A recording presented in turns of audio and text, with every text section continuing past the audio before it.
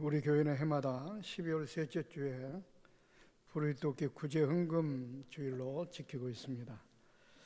오늘 구제헌금 주일을 맞이해서 사랑으로 행하자, 이런 제목을 가지고 우리 함께 생각하며 은혜를 나누기를 원합니다. 우리 기독교는 사랑의 종교입니다. 사랑을 빼놓으면 존재할 수가 없을 정도로 사랑이 중요합니다. 그래서 고린도전서 13장 13절에 보면 믿음, 소망, 사랑, 이 세 가지는 항상 있을 것인데 그 중에 제일은 사랑이라, 이렇게 말씀하고 있습니다. 믿음 얼마나 중요합니까? 소망 얼마나 중요합니까? 우리 신앙생활 가운데 빼놓아서는 안 될 중요한 것들입니다. 그런데 그 중에 또 제일이 사랑이라고 이렇게 말씀하고 있습니다. 그렇습니다. 고린도전서 13장 1절로 2절에 보면 이런 말씀이 나옵니다.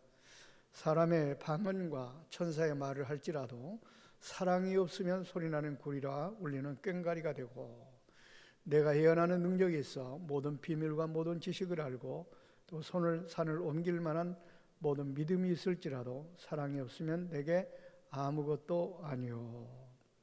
이 말씀은 우리가 아무리 기도를 열심히 하고 또 아무리 헌금을 많이 드리고 또 아무리 우리가 예배를 잘 드리고 열심히 드리고 또 충성하고 봉사하고 헌신하는 신앙생활을 한다 할지라도 사랑이 빠지면 다 헛수고로 끝난다, 그 말입니다. 그런 측면에서 생각해 볼 때 이 사랑이 얼마나 중요한지 모릅니다. 요한일서 4장 8절에 보면 하반절에 하나님 자체가 사랑이라고 이렇게 표현을 하고 있습니다. 그 하나님께서는 그 사랑 자체이기 때문에 그 사랑으로 모든 일을 이루셨습니다. 요한복음 3장 16절 말씀에도 보니까 하나님이 세상을 이처럼 사랑하사 독생자를 주셨으니 그랬습니다. 이 말씀을 통해서 본다면 바로 죄악으로 멸망받을 수밖에 없는 나와 여러분을 사랑하셔서 하나님께서 높은 보좌를 버리고 낮고 전한 이 땅에 오셨습니다. 또 그뿐만 아니라 우리를 구원하기 위해서, 우리를 건지기 위해서 바로 십자가에 못 박혀 모진 고난을 당하시고 죽으셨습니다. 한마디로 말해서 바로 사랑을 실천하신 것입니다. 그렇게 사랑을 실천하신 하나님께서, 주님께서 에베소서 5장 2절에 보면은 이렇게 말씀합니다. 그리스도께서 너희를 사랑하신 것 같이 너희도 서로 사랑 가운데 행하라 그랬습니다. 그러니까 하나님께서, 그리스도께서 이처럼 몸을 던져 사랑을 실천한 것처럼 너희도 그런 사랑을 실천하는 삶을 살라고 이렇게 말씀을 하고 있는 것입니다.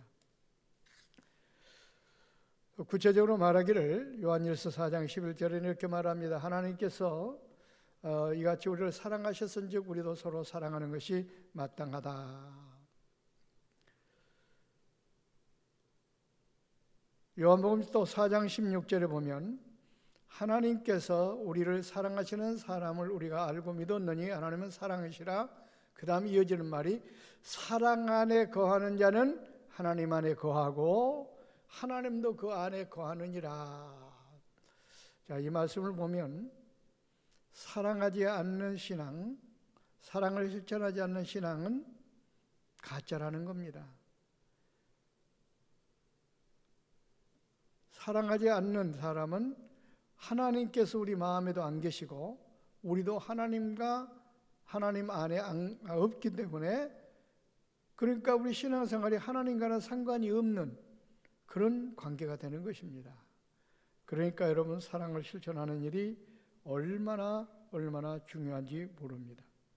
그래서 예수님께서도 요한복음 13장 34절에 우리에게 새 계명을 주었는데 그게 바로 서로 사랑하라는 겁니다. 내가 너희를 사랑한 것 같이 너희도 서로 사랑하라. 이게 바로 우리에게 주신 새 계명입니다. 그렇습니다. 사랑을 하되 우리는 그동안 말로는 너무너무 많이 사랑한다고 떠들어댔습니다. 그러나 여기서 말하는 사랑은 말로 혀로 사랑하는 것이 아니라 예수님께서 몸을 던져 사랑한 것처럼 이런 사랑을 실천하라고 말씀하고 있는 것입니다. 그래서 오늘 본문에 뭐라고 말하고 있습니까? 요한일서 3장 18절에 보니까 자녀들아 우리가 말과 혀로만 사랑하지 말고 행함과 진실함으로 하자라고 이렇게 분명히 말씀하고 있습니다. 말로만 사랑하는 것 그건 가짜 사랑이라는 겁니다. 혀로만 사랑하는 것 그건 진실성이 없는 그런 가짜 사랑이라는 겁니다.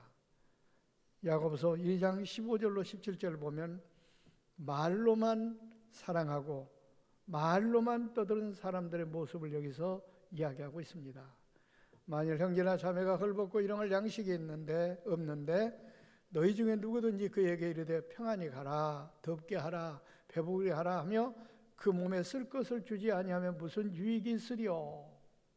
이와 같이 행함이 없는 믿음은 그 자체가 죽은 것이라. 그러니까 말로만 야 너 배부르냐? 먹을 걸 먹어라. 너 춥냐? 옷 입어라. 아니 옷을 주면서 먹을 걸 주면서 먹어라 입어라 해야 되는데 말로만 야 춥지 옷 입어. 배고파? 먹고 싶으면 먹어. 이런 식으로 말로만 하는 것은 가짜 믿음이라는 겁니다. 이렇게 말로만 이렇게 하는 것은 가짜 사랑이라 그 말입니다.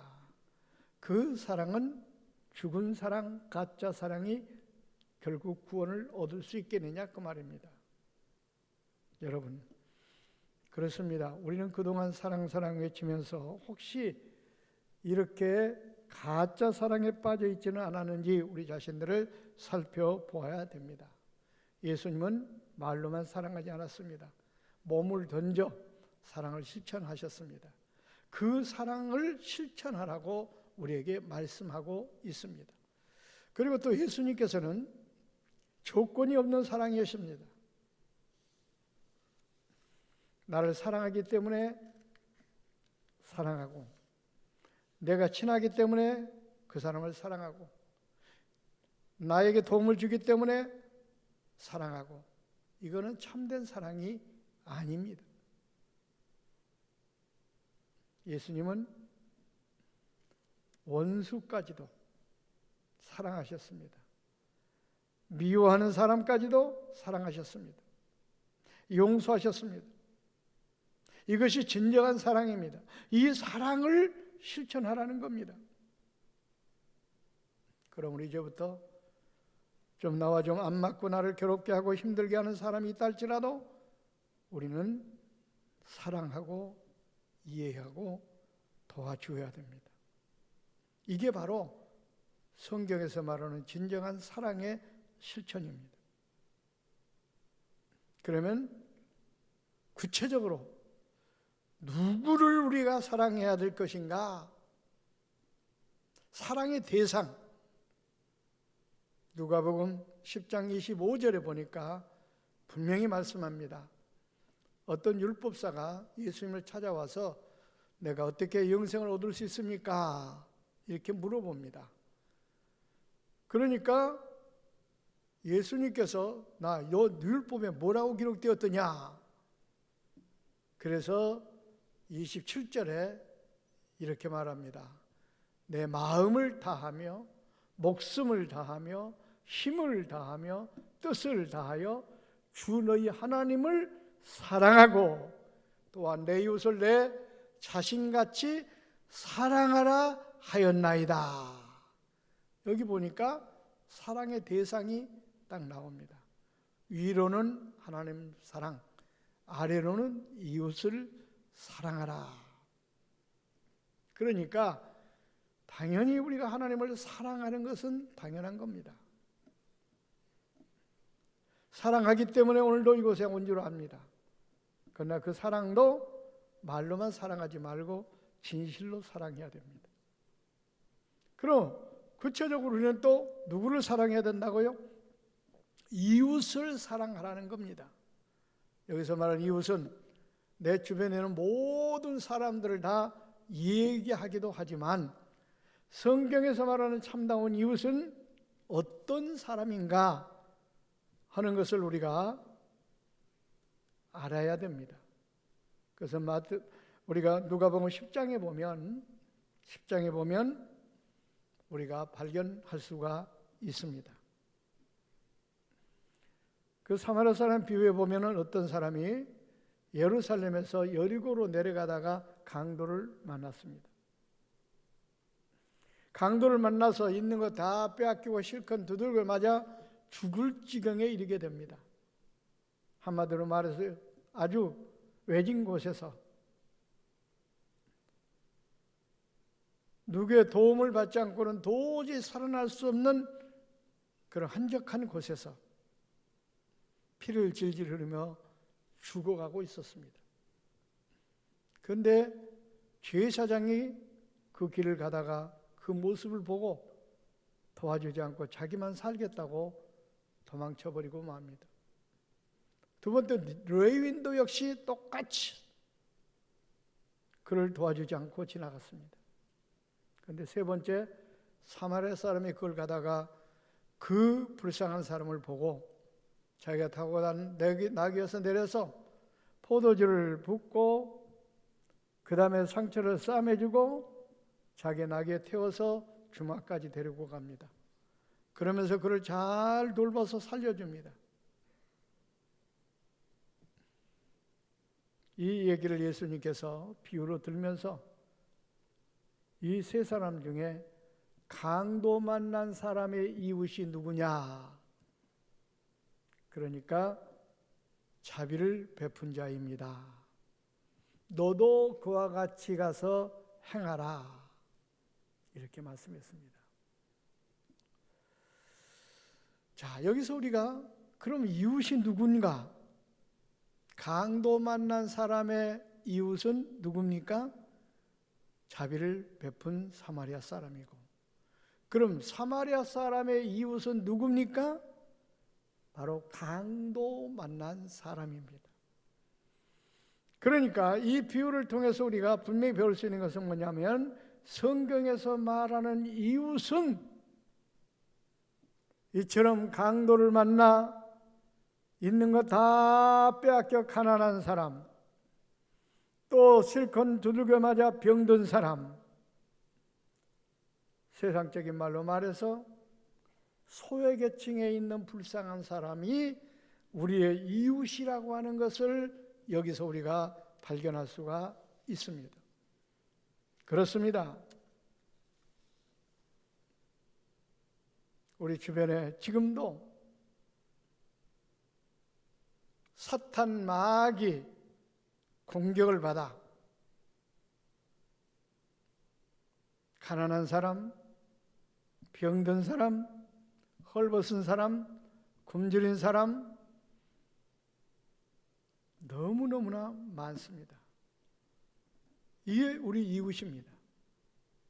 이 사람들에게 온정의 손길을 펼치는 것이 바로 사랑을 실천하는 것이라는 것입니다. 예수님께서도 이 땅에 오실 때 바로 그런 이웃을 도와주기 위해서, 그런 이웃을 구원하기 위해서 이 땅에 오셨습니다. 잃어버린 자를 찾아 구원하기 오셨다고 분명히 말씀하셨습니다. 뭘 잃었습니까? 물질을 잃어버리고, 건강을 잃어버리고, 인격을 잃어버린 것들이 너무나 많습니다. 가난한 사람, 헐벗은 사람, 굶주린 사람, 병든 사람, 이런 사람들을 구원하기 위해서, 그런 사람들을 건져주기 위해서, 그런 사람을 도와주기 위해서 예수님께서 이 땅에 오셨다는 말씀입니다. 그래서 보세요. 예수님께서 이 땅에 오실 때 하나님께서 만왕의 왕으로, 만주의 주로 이 땅에 오실 때 궁궐을 통해 오셨습니까? 아니에요. 저 호텔에서 태어나셨습니까? 아닙니다. 낮고 천한 말구육간, 가난한 사람, 천한 사람, 불쌍한 사람들의 친구가 되어주기 위해서, 그런 사람들을 구원하기 위해서, 그런 사람들을 도와주기 위해서 낮고 천한 모습으로 이 땅에 오신 겁니다. 그래서 예수님이 만나서 친구가 되어주고 구원한 사람들 보세요. 저 높은 지위에 있는 사람들이 아니었습니다. 다 보면 병든 사람, 가난한 사람, 불쌍한 사람들, 그런 사람을 찾아가 만나주시고 그런 사람의 친구가 되어주시고 그런 사람들을 구원해 주시고.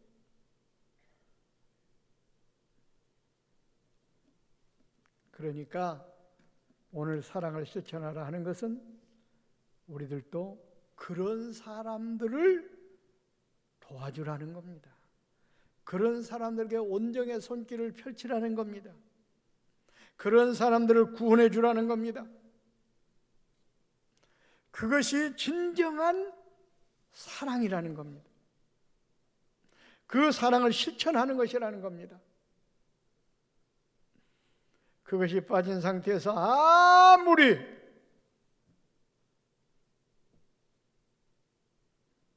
다른 것을 잘한다 할지라도, 많이 한다 할지라도 그 신앙은 헛수고로 끝난다고 성경은 말씀하고 있습니다. 그러므로 여러분, 우리의 이웃이 누굽니까?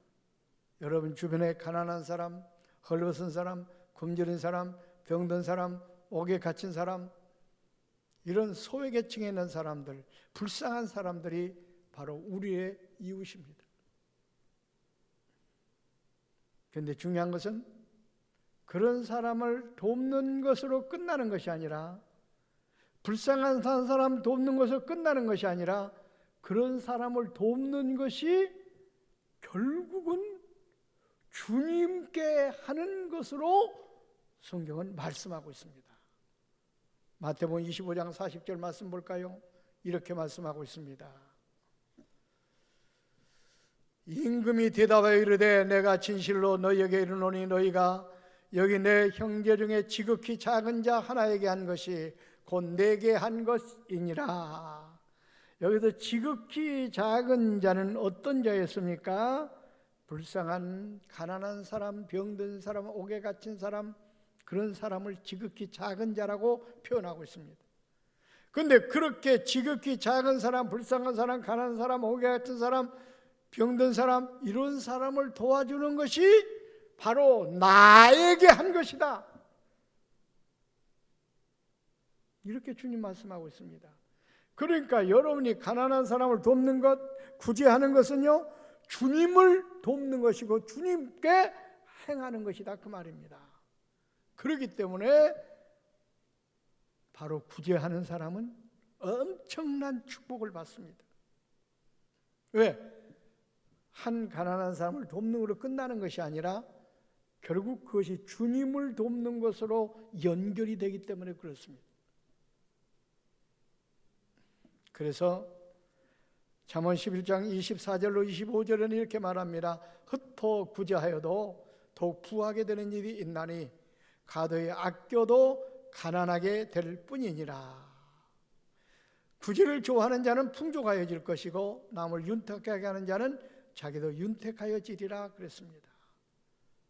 자, 흩어 구제하는 것이 어떻게 돼요? 오히려 더 풍족하게 된다는 거예요. 그러나 구제하지 않고 그냥 재산만 쌓으려 아끼게 되면 오히려 가난하게 된다. 왜? 인간의 생사화복을 중하신 하나님께서 바로 자기에게 한 것이기 때문에, 축복하시기 때문에 그런 결과가 나타나게 되는 것입니다.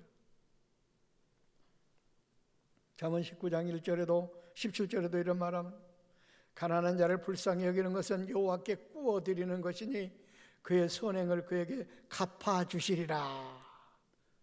하나님은요, 우리가 가난한 자를 돕는 것은 하나님께 빌려드리는 것이다, 그 말입니다.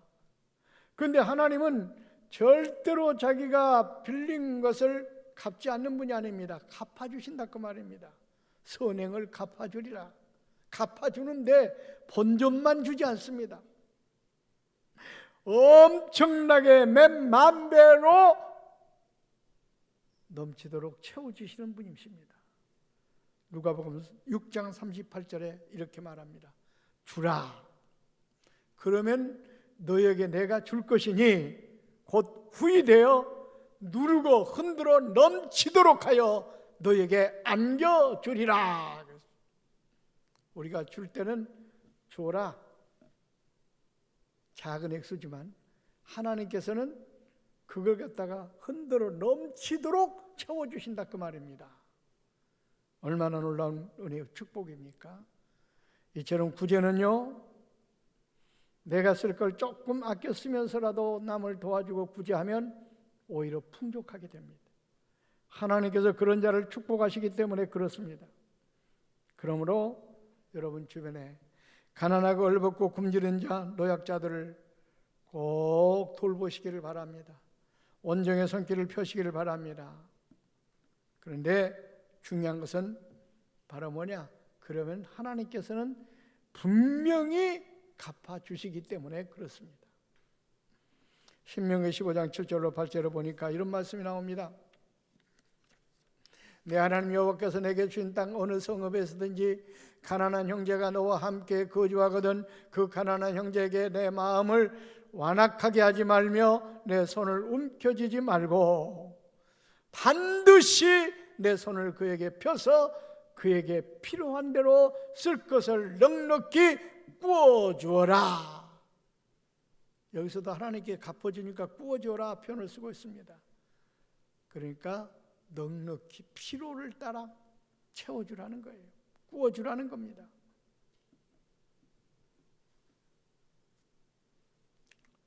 지금도 우리 주변에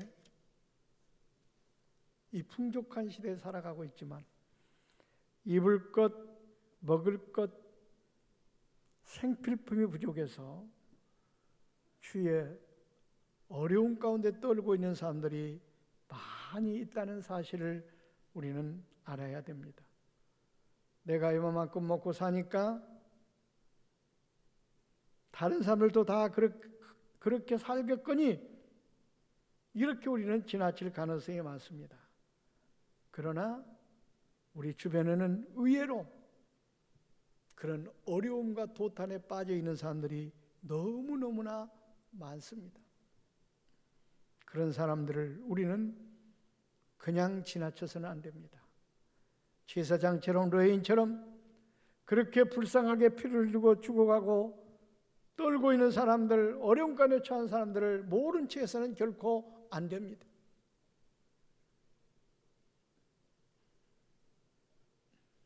특별히 평생 동안 목회를 하고 그래도 이렇게 큰 목회를 했던 교회 목사님들은 문제가 안 되는데 아주 어렵게 개척교회를 하다가 정년 은퇴를 하신 목사님들 가운데 아들이라도 좀 잘 되었으면은 자식이라도 잘 되었으면은 부모님들을 좀 돕고 이렇게 할 텐데 그러지 못한 분들도 많습니다. 그러다 보니까 은퇴해서 생활 대책도 없이 지금 어려움 가운데 처한 그런 목회자들이 너무너무 많습니다. 한국에 교회가 자립을 하지 못한 교회가 70%입니다. 그러니까 70%의 목사님들은 은퇴하고 나서도 대책이 없어서 그렇게 어려움을 당하고 있는 사람들이 너무나 많다는 겁니다. 또 그뿐만 아니라 평생을 결혼도 하지 않고 여전도사로서 생을 보냈던 사람들, 자식도 없지요, 가족도 없지요. 이제는 늙고 병들었죠. 어려움 가운데 처한 사람들이 너무나 많습니다. 평생을 선교하면서 선교지에 갔다가 돌아왔는데 이제는 기거할 집조차 없어가지고 어려움에 빠진 사람들이 너무나 많습니다. 그 다음에 또 홀사모로 평생을 보내면서 어려움 가운데 도탄에 빠져있던 사람들. 그래서 저희는 이번에 우리가 요양원을 지어서 그 사람들을 갖다가 철저히 자기들이 개인이 부담할 어떤 생활비가 없어서 그 요양원조차도 들어가지 못하는 사람들에게 우리가 구제의 손길을 펴려고 합니다. 그래서 여러분들 이건 우리가 정말로 돌봐야 될, 우리가 관심을 가져야 될 대상이라고 생각합니다. 그리고 우리 주변에도 지금 노약자들, 우리 수급가정들 그동안 얼마나 많습니까? 그동안 우리가 1,500가정을 여러 가지 생필품을 지원하면서 이렇게 돌아왔습니다. 그러나 이제 코로나 상황 때문에 또 다 교회에 모이지는 못하고 있습니다. 그러나 간헐적으로 우리가 여러 가지 생필품을 지원하고 있습니다. 그런데 그 가운데 1,500가정 가운데 또 많이 늙고 병들어 돌아가신 분들이 계시고 해서 가정 숫자는 좀 줄어들었습니다. 그래서 우리가 해마다 12월 셋째 주에 작정을 해가지고 지속적으로 그분들을 도와왔습니다. 그런데 작년에 코로나 상황 때문에 그 작정을 하지 못했어요. 그러다 보니까 구제 헌금이 상당히 덜 나왔습니다. 오늘 우리가 작정을 하게 될 겁니다. 오늘 헌금한 것은 바로 이번 주간에 성탄절을 맞이해 가지고 주변에 불쌍하고 그 한 사람들의 생필품을 만들어서 우리가 그분들에게 제공을 하며 온정의 손길을 펼칠 겁니다. 그리고 또 작정한 그 액수는 매월마다 여러분의 정성을 다하여 작정하면 그걸 가지고 그렇게 소외계층에 있는 사람들, 불쌍한 사람들에게 우리가 정기적으로 온정의 손길을 펼치려고 생각합니다. 그러므로 오늘 이 말씀을 꼭 붙들고 우리가 열심히 신앙생활 하더라도 이 귀한 사랑을 실천하지 않는다면, 가난하고 불쌍하고 그런 사람을 돌보지 않는다면 우리의 신앙은 헛신앙일 수도 있습니다. 구슬이 서말이라도 꿰야 보배라는 말이 있듯이 이렇게 사랑이 중요하고 소중하다 할지라도, 이게 축복받는 비결이 할지라도 내가 동참하지 않고 실천하지 않으면 아무런 상관이 없습니다. 그러므로 오늘 말씀을 통해 도전받으시고 우리 모두 이 거룩한 사역에 함께 동참하십시다. 동참하라고 그러니까 말로만, 아니면 형식적으로 해마다 12월 셋째 주에는 구제헌금 드리니까 몇 푼의 헌금을 드리고, 아니면 매월마다 작정하라고 그러니까 그냥 형식적으로 타성에 젖어 정성이 없이 작정하여 때움식에, 그런 것은 또 하나님은 원치 않습니다. 누가복음 10장 27절 보십시오. 사랑을 하되 어떻게 하라고 그랬습니까? 마음을 다하고 목숨을 다하고 힘을 다하고 뜻을 다하여 하나님을 사랑하고 이웃을 사랑하라 그랬습니다. 여러분, 신앙생활을 할 때도 하나님 사랑하는 방법이 신앙생활인데, 마음을 다하고 힘을 다하고 뜻을 다하고 정성을 다해서 하나님을 사랑해야 됩니다. 또 이웃을 사랑할 때도 마찬가지입니다. 구제할 때도 마찬가지입니다. 형식적으로 타성에 젖어 몇 번 하는 것이 아니라 우리 마음을 다하고 힘을 다하고 뜻을 다해서 정성을 다해서 우리가 구제해야 됩니다. 사랑을 실천해야 됩니다. 그럴 때 하나님께서 영광 받으시고 또 여러분에게 더 큰 은혜가 되고 축복이 될 줄로 믿습니다. 오늘 말씀 꼭 마음판에 새기시고 이 아름다운 사랑을 실천하는 교회, 실천하는 성도들이 되시기를 주의 이름으로 축원을 드립니다. 기도하겠습니다. 하나님, 은혜와 사랑을 감사합니다.